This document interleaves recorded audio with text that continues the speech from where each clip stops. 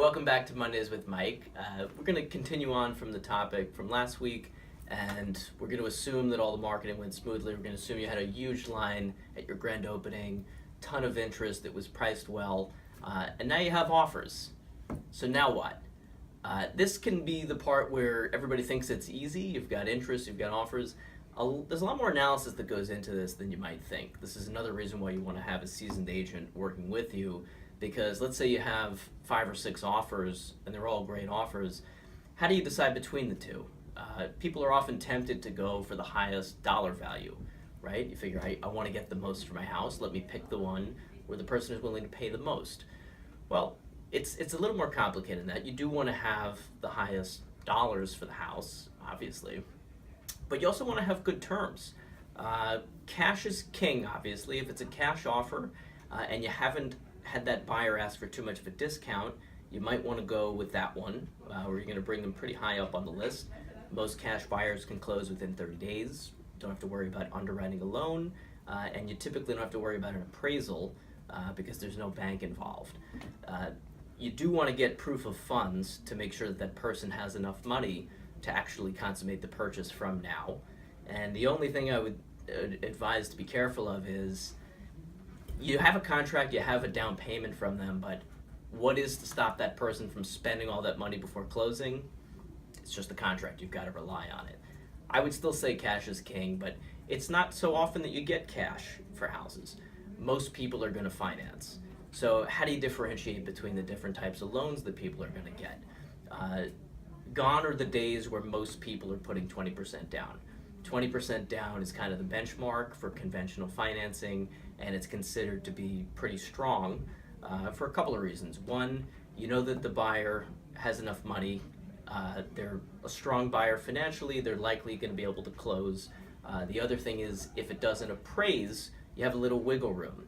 If the appraisal comes in low, not only is it more likely the person has some cash to come up, they can also borrow a little bit more. Might affect their payment a little bit, but at least there's some room. If you have somebody who's only putting, let's say, 5% down, or even 3.5% down, let's say it's an FHA loan, now if it doesn't appraise, there's very little wiggle room.